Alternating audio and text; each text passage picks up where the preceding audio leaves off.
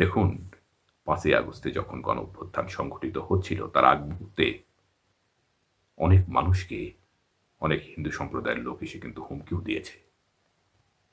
এমন নজিরও কিন্তু আছে। ব্ল্যাক লিস্টের নাম পড়ে গেছে। এই বিষয়গুলো কিন্তু বলেছে। তারা কিন্তু এখন বহাল তবিয়তে কিন্তু মাথা উঁচু করে আছে। কিন্তু এই কথা বলা আওয়ামী লীগ করা কোনো মুসলিম কিন্তু বাড়িতে নেই। সে কিন্তু বাড়ি ছাড়া হয়েছে। যারা আবু সাঈদ হত্যাকাণ্ডের পরে কিন্তু রাজাকারের বংশধর বলেছে হিন্দু সম্প্রদায়ের, তারা কিন্তু মাথা উঁচিয়ে কিন্তু এই সমাজে এখনো আছে। কিন্তু অনেক আওয়ামী লীগ করা লোক যারা এত কিছু বলেনি, শুধু আওয়ামী লীগ করে, তারা কিন্তু শান্তিতে নেই। বাংলাদেশে ৫ই আগস্টে গণঅভ্যুত্থানের পরে নজিরবিহীন ঘটনা ঘটেছে। নজিরবিহীন ঘটনা কি? সেখানে মন্দিরগুলো পাহারা দেওয়া হয়েছে মাদ্রাসার ছেলেপেলে দিয়ে। বাংলাদেশে হিন্দু নির্যাতন এবং এ বিষয়ে কিছু কথা। এ বিষয়টি কিন্তু অত্যন্ত সেন্সিটিভ একটি বিষয়। আর সেন্সিটিভ বিষয় হওয়ার কারণে এ বিষয়ে অনেকে কথা বলতে আগ্রহ দেখান না। আগ্রহ দেখান না, এটার আরো একটি কারণ হলো অনেকের ভেতরে এই যে মানুষে মানুষের যে ভেদ আছে, বিভাজন আছে, এটা আসলে সে ধারণা করেন না।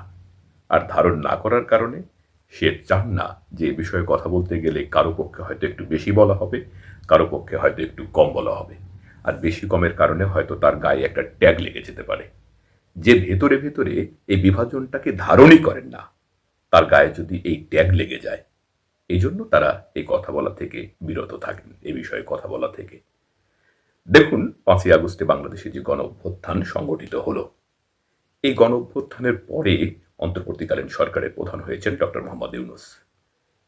এই যে ৫ই আগস্টের গণ অভ্যুত্থানের পরে ভারতীয় মিডিয়াতে যে ব্যাপকভাবে বাংলাদেশে যে হিন্দু নির্যাতনের বিষয়গুলো উঠে এসেছে, বা এই ব্যাপার নিয়ে যাকে তখন প্রশ্ন করা হয়েছে, তখন উনি আসলে বলেছে বাংলাদেশের সব মানুষ আসলে এক পরিবার, এবং এক পরিবার হিসেবে বাংলাদেশের মানুষকে অন্তর্ভুক্ত করাই হলো তার লক্ষ্য বা তার গন্তব্য।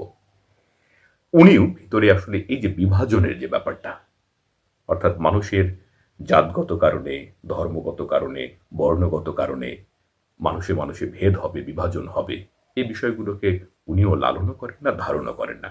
বাংলাদেশের মানুষকে এক করতে চাওয়াই তার মূল ধ্যান জ্ঞান।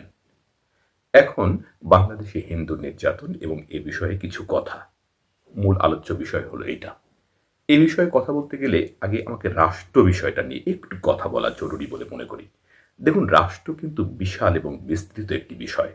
রাষ্ট্রকে কোনোভাবেই আপনি কোনো একটা ফ্রেমে বেঁধে রাষ্ট্রের যে বিশাল বিস্তৃত ধারণা, এই ধারণা থেকে রাষ্ট্রকে কিন্তু আপনি সরিয়ে দিতে পারেন না।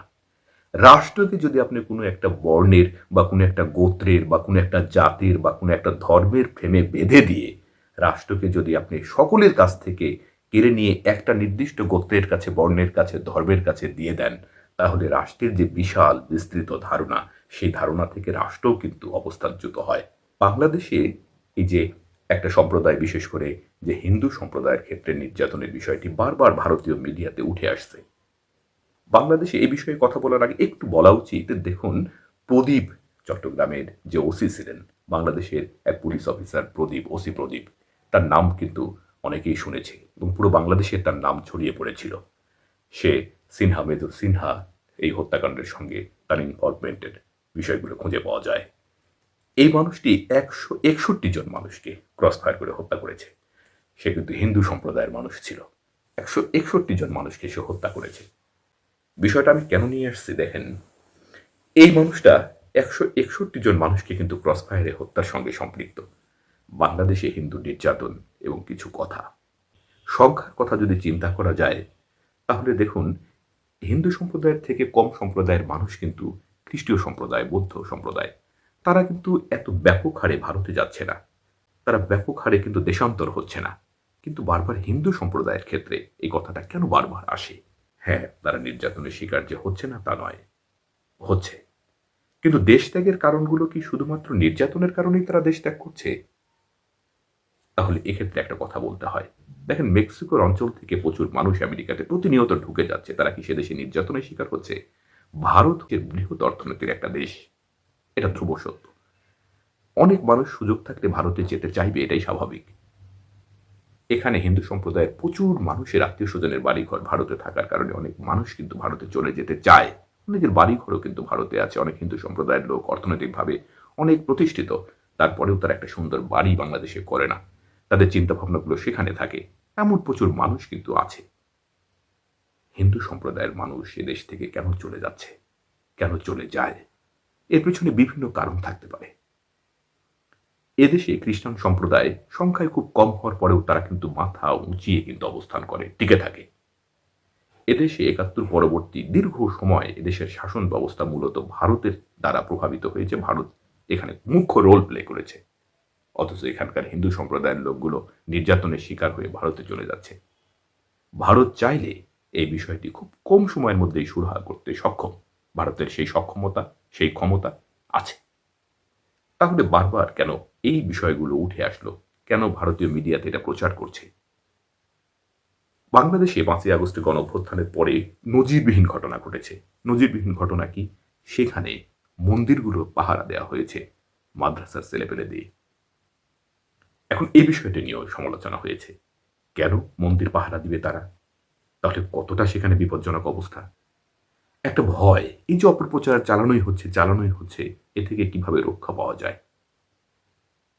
দেখুন, ৫ই আগস্টে যখন গণঅভ্যুত্থান সংঘটিত হচ্ছিল তার আগ মুহূর্তে অনেক মানুষকে অনেক হিন্দু সম্প্রদায়ের লোক এসে কিন্তু হুমকিও দিয়েছে।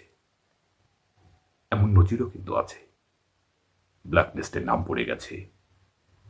এই বিষয়গুলো কিন্তু বলেছে যারা এই ছাত্রদের পক্ষে থেকেছে। তারা কিন্তু এখন বহাল তবিয়তে কিন্তু মাথা উঁচু করে আছে। কিন্তু এই কথা বলা আওয়ামী লীগ করা কোনো মুসলিম কিন্তু বাড়িতে নেই। সে কিন্তু বাড়ি ছাড়া হয়েছে। কিন্তু হিন্দু সম্প্রদায়ের লোক কিন্তু টিকে আছে। যারা আবু সাঈদ হত্যাকাণ্ডের পরে কিন্তু রাজাকারের বংশধর বলেছে হিন্দু সম্প্রদায়ের, তারা কিন্তু মাথা উঁচিয়ে কিন্তু এই সমাজে এখনো আছে।